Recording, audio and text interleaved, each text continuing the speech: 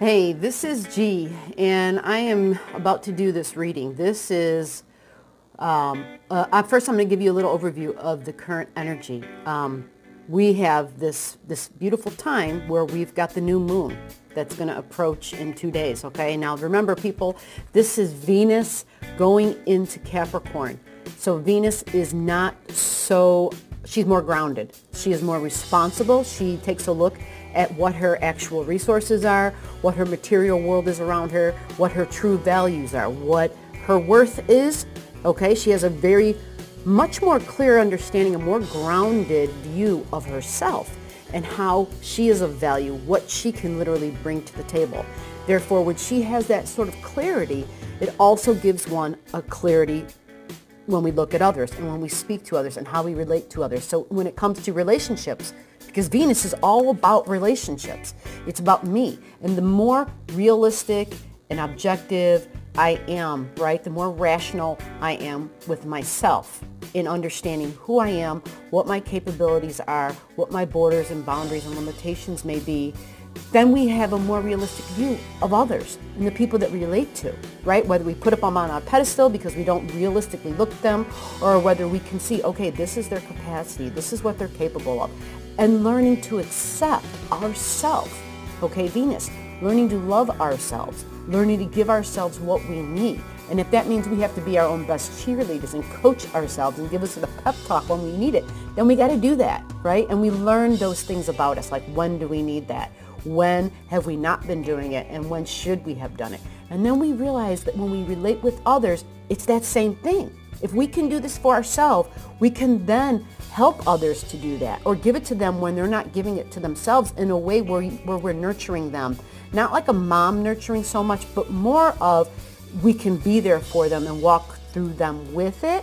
Not necessarily pulling and kicking and dragging, of course, not one of those things, but more of I can walk with you through this. I can be with you while you're going through this because you have the strength to do it. You know, encouraging them.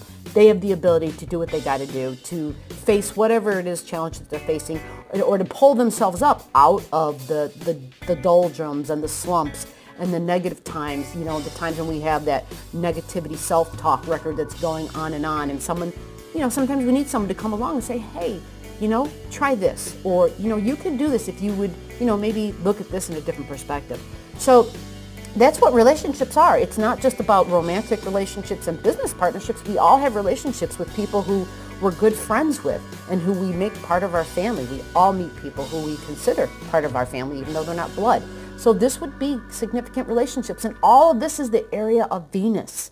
Okay, and so Venus going into Capricorn, she's getting very realistic. She is responsible there. She understands what her duties are, what she truly values. When I said duties, it was in terms of money and value. Okay, I have money for this. When Venus is in Capricorn, she's like, all right, I'm not going to go and grab my credit card because I want this. I got to make sure that I have saved up for it. That's Venus in Capricorn. All right, she's like, okay, I'm going to plan, because Capricorn is ruled by Saturn, and it's all about the long term. It's doing things responsibly and not taking shortcuts. And if we think about money and finances and getting things, a credit card allows us to take a shortcut. Venus in Capricorn, like I said, is Saturn, and Saturn says, no, you save up for it. Well, saving up for something takes time, right? So it's the credit card that's the shortcut, but it's the waiting and the saving, which is a Saturn Capricorn thing. And Venus there, this is a good thing. I have to be honest, merchants might not be happy about this because we're coming upon that season where we have to spend to buy gifts. But for people who are struggling, or for people in general who have been trying to catch up on their bills, this is actually going to be a good time for us. So we need to embrace it, I think, and use this towards our new moon intention, which we're not going to do until like the 28th of November. Okay, so that was the general overview for the energy right now, because we just came out of that big Jupiter-Venus conjunction yesterday, and the day before they were all conjunct the galactic center when downloads of information were coming. And for some of us, they were shocks and surprises in good ways, and others, it was like, you know, I had one friend tell me that very day, later in the day we had a discussion, and my friend was like, I almost threw up right on the floor, you know, like because of an interaction, a communication that had occurred. It did involve finances. It involved, you know, it was a big deal. And so these people had kind of just been through this whole thing. But in the end, you know, the process itself was grueling. It was horrible. But in the end, it overall gave them, there was a sigh of relief when they got through the psychological, it was like a mini psychological war in a way, where it was like something horrible comes about and you're like, whoa. So anyway, they got through it, and in the end of it all came good news, right? A relief, a light at the end of the tunnel. That was what it was supposed to kind of feel like. So other people could have, you know, it depends on how it would look in your chart and what other planets it's aspecting. But for, like I said, for some people, it could have been a completely beautiful, beneficial thing where it was just somebody could have won the lottery. Someone could have received some beautiful financial gift in some way, shape, or form. Other information coming through for people, like downloads. As they said, information was coming through the neutrinos, where we would just all of a sudden have like this light bulb go on, this epiphany of information, where it was like, I'm having a revelation at this moment, cha, you know, and like you all of a sudden have an answer to something. So let's bring this up to speed for this person's chart, this reading I'm doing right now. I am G. This is All Astrology. We do free subscriber readings. Everybody here gets a gift, a one-time high-quality gift. It's a free reading. You just comment your birth info below, and I will hook you up. With that said, I'm going to give out the birth time. I have an 8:10 p.m. birth time, and this is for July 20th, 1973, okay? July 20th, 1973, and that is 8:10 p.m. First thing I want to say, your natal moon was being squared by Venus. Venus would represent women in your life, okay? Or a feminine energy, a prominent feminine energy in your life. So there was a big square you were coming off of, because it's big because it involves your natal moon, okay? And so you literally had this happen. Honestly, it would have been like 2 days ago when we were all like, oh, there's this great energy coming, you know, and that's why it's why I kept trying to tell people, depending upon other things in your chart, there's always lots of other stuff going on. So there was this big this big square. A square is going to represent there was a bunch of tension. There was friction. Shit was not easy. It didn't feel good. It was emotionally yuck. Emotionally yuck, because it was fire squaring your water. And like I said, it would be a prominent feminine energy pulling your moon in a really uncomfortable, very uncomfortable way. It's not as bad. I don't want to say it's not as bad as it will be, but this is true, because Venus is going to move, and she's very soon going into Capricorn in a few days, right? We say Venus hits Capricorn at 26 of this month. Today is the 24th. I don't even think I said the date. Today is November 24th. So I did want to mention a little bit about the past, just to give validity to the birth time, for us to understand if this birth time and if this chart is truly a chart that resonates deeply with you. This is vital. This is absolutely vital, because it's going to have everything to do with, you know, if I don't have a right birth time, because I know we did discuss moving things around to match something somebody else must have either told you, or you've done your own astrology and you're looking for me to validate or not. So back in 2015 would have been your great Uranus opposing Uranus. Now, what does that mean? It's literally considered the midlife crisis, age 40, age 41. This should resonate with you. You should know what I'm talking about. It's pretty hard to forget something like this. So at that time, I didn't mean to go backwards, but at that time, there would have been, it wouldn't have just been Uranus opposing Uranus for you, because the way things are set up in your chart, this was a highly volatile time. There would have been anger. There would have been short tempers. There would have been this need for extreme freedom, for something to be exciting and new. New. It would have been a sense of urgency on top of it, meaning, holy crap, I'm how old and I still haven't done that. Does it sound familiar? I'm how old and I still haven't done that. So at that time, I'm really strongly inclined to say there would have, according to this birth time I have, it would have been about yourself and how you can have different relationships. Something you've done in relationships that you didn't do up until this point, because you have your natal Uranus is in Libra. It's the sign of Venus. So you were looking for something very unique, something something that you just hadn't experienced before.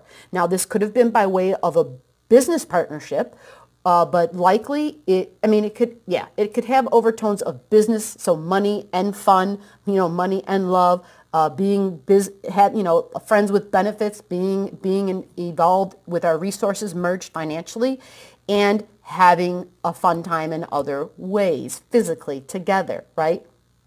Opposite sex type of stuff, or depending upon, because I don't actually know you people, like I don't meet you and I don't really see you. I don't know whether you're male or female on the charts that I get, but what I do see is I see a masculine energy looking to have a unique experience, right? So that could go either way. And then on the opposing side is another unique experience in a relationship.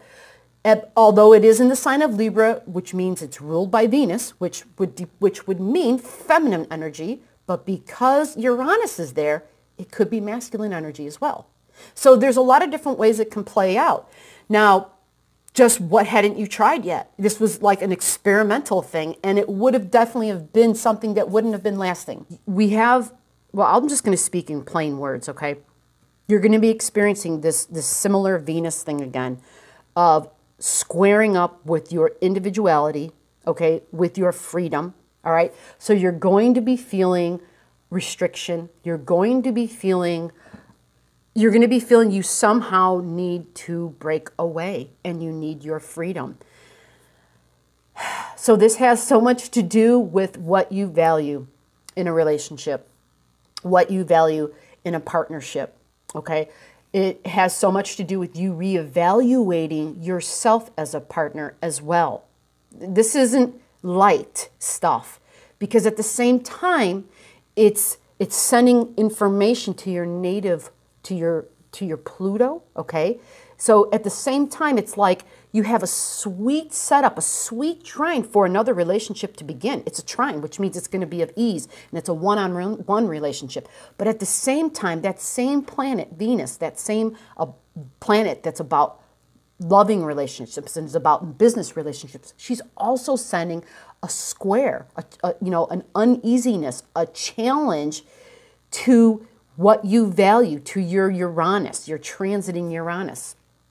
So in other words, in one area of your life with relationships, you'll sense an ease coming, okay? And then in another way, it's going to be like bittersweet. It's going to be a sense of ease and then a sense of struggle, okay?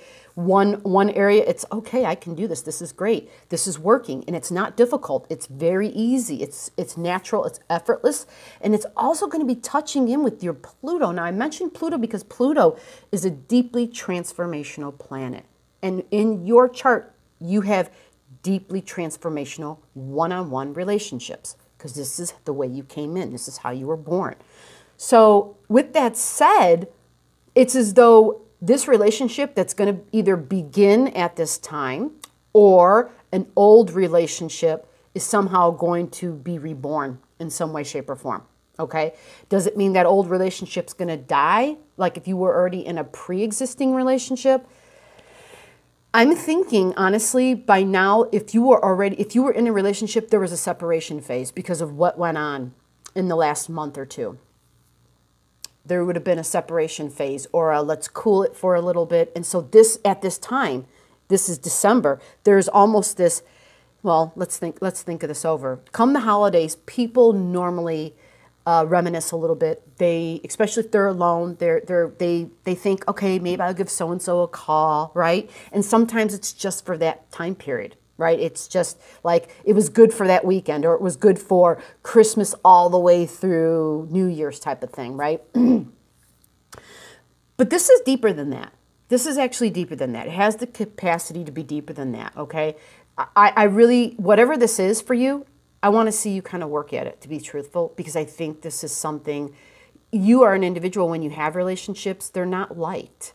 They're supposed to be transformational on a very deep level for you, okay? You connect very deeply when you have those relationships.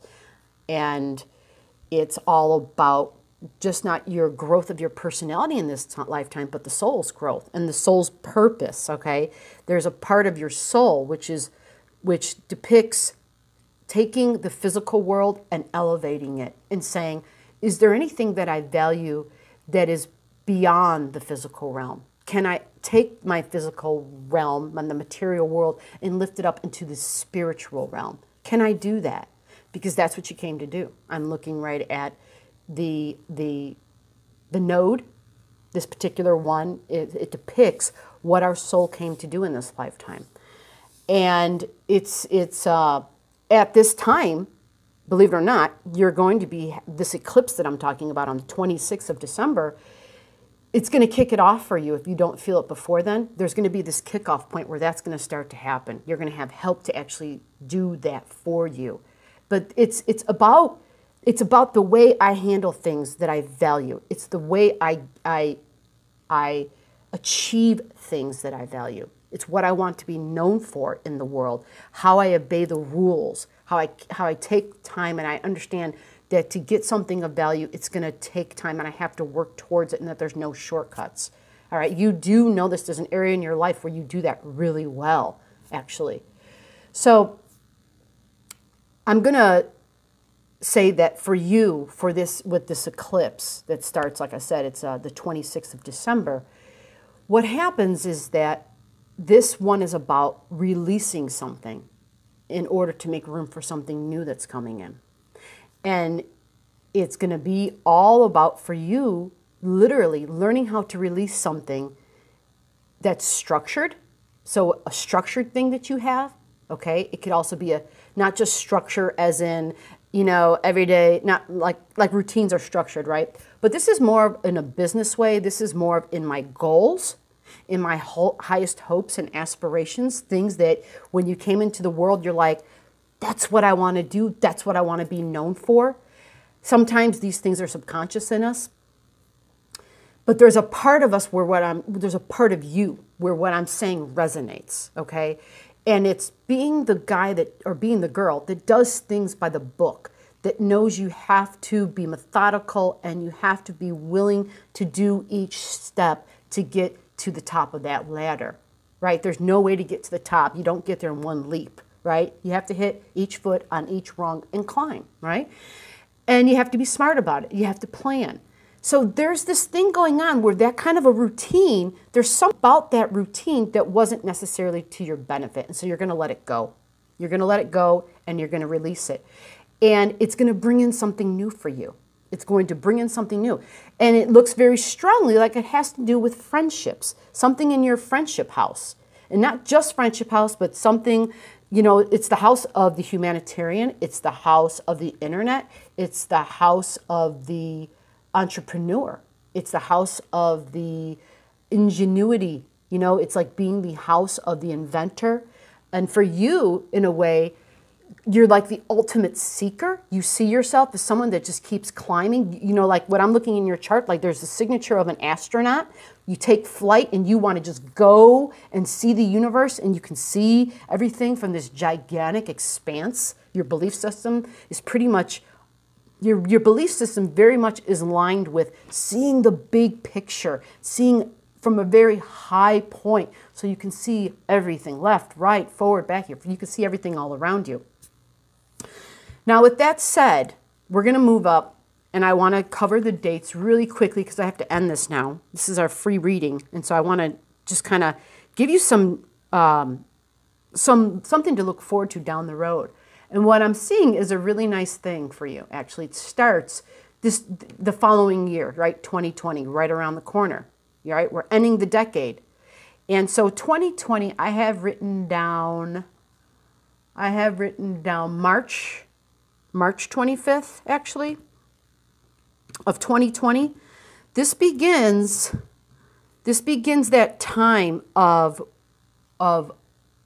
you're going to see some ease, finally, in relationships. You're going to see some ease coming.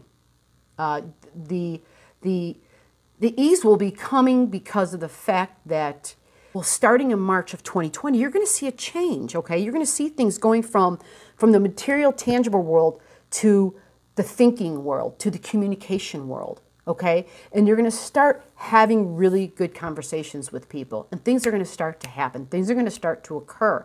Now, this is all of 2020, and it goes into 2021, okay?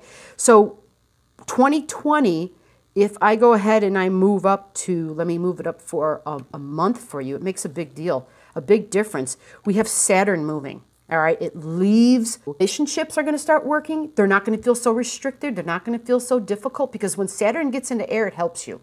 When Saturn gets into Aquarius, it helps you. You have Jupiter in your Aquarius sign. So when Saturn gets there, she sends information to your Pluto. Remember what I mentioned at the beginning of the video? You have Pluto in Libra. It's an air sign. So when Saturn gets in air, she's working really well with your Pluto, with your deeply transformational relationships, significant one-on-one relationships. This is going to help your home life as well.